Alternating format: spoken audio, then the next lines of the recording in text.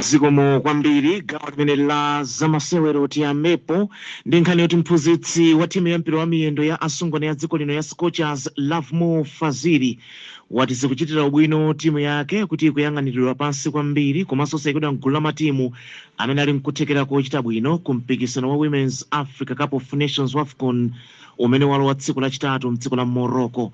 Timu ya Malawi isewera koyamba ku mpikisanowu umene unayamba mchaka cha 1991 pamene ikumane ndi timu ya dziko la Nigeria mu mzinda wa Casablanca 10 koloko usiku lero mu gulu C mmenenso muli matimu a Zambia ndi Egypt. Matimu 16 ndi amene ali mbirano katswiri wa chikho cha WAFCON chaka chino, koma gulu C ndi limodzi limene likuoneka kuti ndi lamphamvu kamba kuti timu ya Nigeria the Super Falcons yatengapo chikho chokwana kakhumi komanso yasewerapo ku FIFA Women's World Cup kasanu ndi kanayi, pamene timu ya Zambia yasewerapo ku World Cup kamodzi mchaka cha 2023 ku Australia, koma matimu a Malawi ndi Egypt sanasewerepo ku World Cup. Faziri wati kusapasidwa mwayi wina uliwonse ugonjetsa timu ya Nigeria kukuthandizira asungwana ake kukhala opanda mantha komanso kudzala chikhulupiriro mwawokha kuti atha kupanga zimene aliyense sakuyembekezera. Ndi masewero oti ofunikira kwambiri, masewero akulu kwambiri, komano chimene ndingathe kuyankhula molimba mtima ndi mpira chilichonse chimachitika ndi chiyembekezo komanso kukhulupirira kwambiri maplayers athu amene tiwapase mpata amene kuti akayambe ndipo ndiwadalira ndipo akuyenera kukatipasa chiyembekezo chabwino kwambiri. Ndi masewero aonera kuti be akakhala ovuta za prevese kwambiri, komano mende ndinamo kuti mumpira nthawi zina zambuyo zimatha kuyiwalika. Tikupita kuti akhala masewero onera kuti ovuta, komano approach yathu kwambiri ndimene takonzekeramo ndimene tauzirana kuona kuti zonse zimene zakhala zochitika kumbuyomu zayiwalika panopa tabwera tournament imasiyana nthawi zina ndi mipira inayi. Tournament amene wagona mwina amatha kusapeza chipambano, so maplayers akudziwa china chilichonse kunena kuti game yaonera kuti yofunika nditukikapo mtima kulimbikira kuti mwina ukamachampira ifeso tikakhala osangalala. Ife kwambiri tagwirisisa kufoka kwawo, tagwira kwambiri zofoka zawo zimene takhala tikupanga training kwambiri, zimene takhala tikuphunzitsana.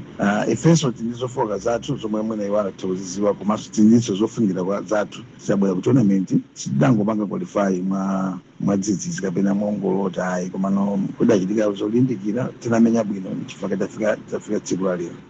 Mphunzitsi wa timu ya mpira wa miyendo ya dziko lino ya asungwana ya Scorchers Lovemore Faziri. Captain Tabitha Chawinga, ng'ono wake Temwa, Rose Kaviere, Faith Chemzimu, Letitia Chinyamula, Rose Alfandika, Irene Kumalo, Sabina Tom, Chimwemwe Madise, Benedetta Mkandawire, Madina Nguluwe, Vanessa Chikupira, Tendai Sani, Sarah Mlimbika, Deborah Henry, ndi Mary Chavinda ndi ena mwa osungwana odalirika a timu ya Scorchers. Naye mphunzitsi wa timu ya dziko la Nigeria Justin Madugu wasonkhanitsa timu imenenso ili ndi osewera mbiri amene amasewera m'mayiko aku Europe monga ku England, Sweden, Germany, Italy, France, Spain, Portugal ndi Belgium, komanso ena ali ku Israel, Canada ndi United States of America.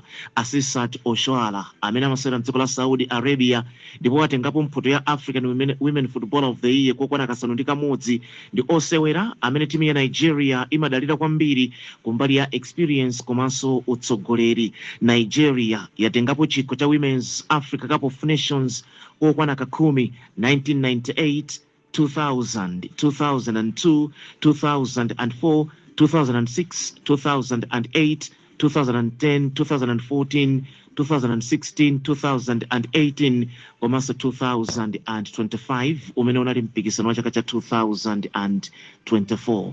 Mpikisano wa chaka chino wa Women's Africa Cup of Nations WAFCON wayamba la mulungu lapitali ndi masewero amene Algeria inagonjetsa Senegal 2-1. Ndipo dzulo timu ya dziko la South Africa Banyana imene inatenga chikhochi mu 2022 itagonjetsa Morocco yagonja 2-1 ndi timu ya dziko la Tanzania masewero a gulu B ku Casablanca. Diana Msewa ndi Hasnat Ubamba anagoletsa zigoli za timu ya Tanzania, pamene Bambanani Mbale anagoletsa chigoli cha timu ya South Africa.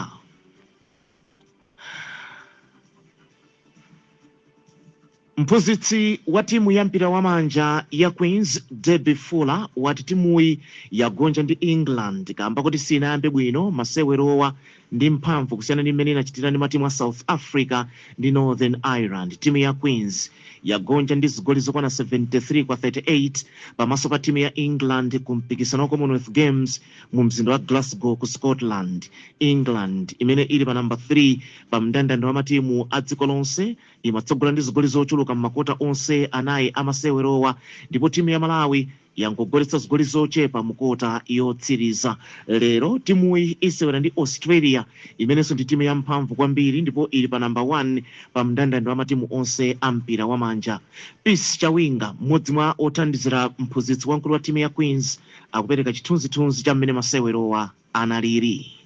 England of course ndi timu yaikulu, koma lero lonse tinungamene kunena kuti inali ya mphamvu kwambiri. Pali mwina zina tikhoza kungonena kuti mwina mmutu ndi mmene tinayambira game ya lero inakhala ngati yativutirako pang'ono kuti mwina ana anatalika kusunga zimene tinanena ngati chitsanzo. Timachita kudziwa kale kuti England ibwera ikuthamanga, timachita kudziwa kale kuti England sitingawuponyere mpira wa mmwamba, ndipo ndikukumbukira coach Deba anachita kunenera kuti mpira uliwonse wa mmwamba, mpira uliwonse wopita kumbali kwa seko usakadutse.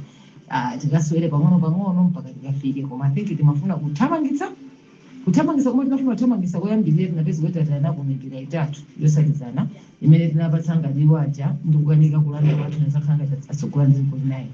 Komano titabwera kota yachiwiri anazakhanga mitima yakhazikika ndikubwereranso muno bwino ndikuyamba kumakhala tikuthamangitsana nawo, zomwe zinakaonekanso kuti pa half time atauza zoyeneka kusintha zoti achite zikhala kuti zinatengabenso nthawi kuti zikhazikike, chifukwa taona ngati defense yathu inali ngati ndiyokhayo imene imayesesa kuti mwina itibweze mipira, koma mipira yathu imakhala ngati kuvutabe kuti ichoke pakati ipite kutsogolo. Mipira ya mmwamba ndi England singagwire, timayeneka kumagwiritsa ntchito mipira imene anawuzidwa ya pansi kapena ma bounce pass kapena ya mbali, chifukwa mungati muone mipira ya mbali ndi imene madani imagwira.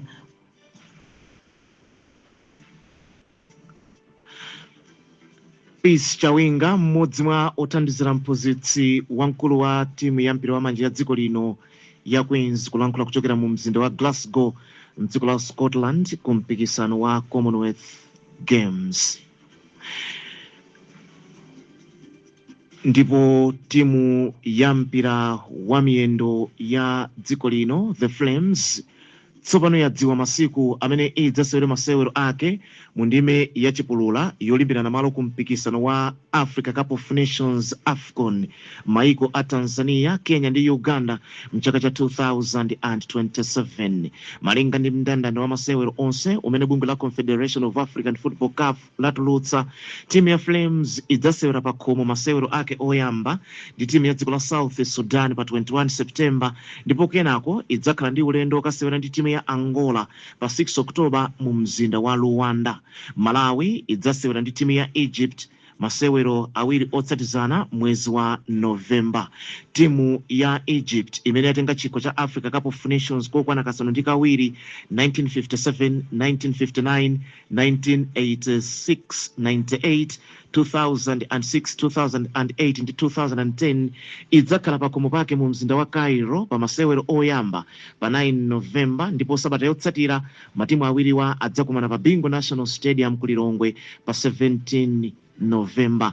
Ndime ya chipululayi idzatha mwezi wa March chaka cha mmawa, ndipo timu ya Malawi idzayendera timu ya South Sudan mu mzinda wa Juba nkutsiriza pa khomo ndi timu ya Angola. Mpikisano wa Africa Cup of Nations wa chaka cha 2027 umene wapasidwa dzina loti pamoja, mawu a chilankhulo cha Swahili kutanthauza kuti pamodzi, udzaseweredwa maiko a Tanzania, Kenya ndi Uganda kuyambira pa 19 June mpaka 17th July. Ndime ya chipululayi imeneyi ili ndi magulu 7 amatimu anayi gulu lililonse, ndipo matimu awiri amene achite bwino m'magulu mwawo ndi amene akasewere ku mpikisanowu umene udzakhale wa matimu 28 kuchoka pa 24.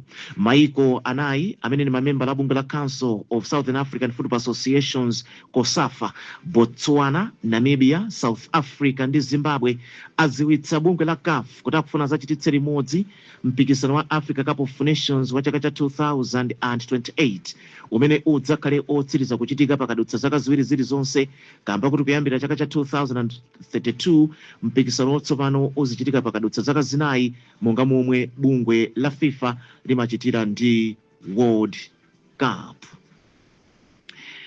Ndipo potsiriza tsopano masewero a ndime ya semifinal mu chikho cha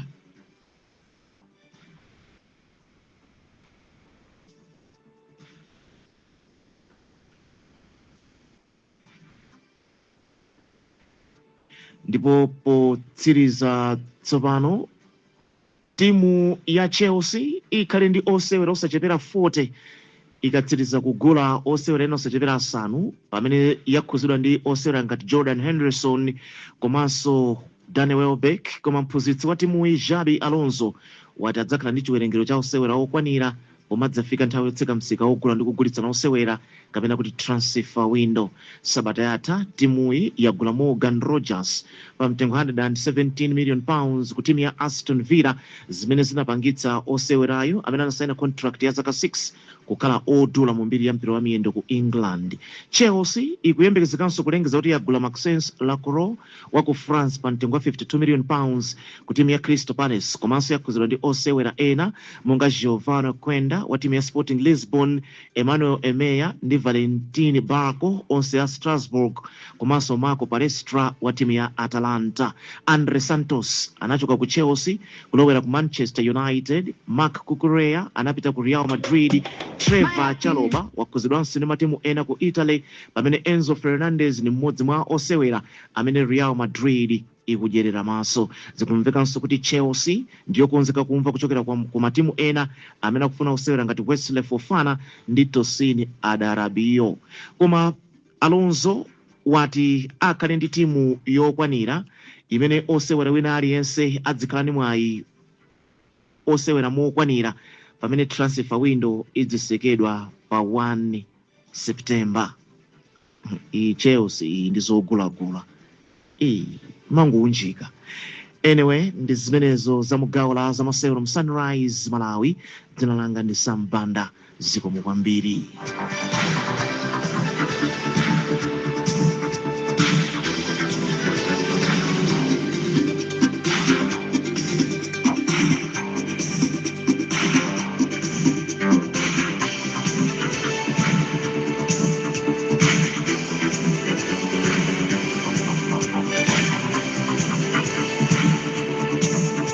Kumbukirani kupanga subscribe kuti muzilandira nkhani zosiyanasiyana zimene tizikukonzerani pano.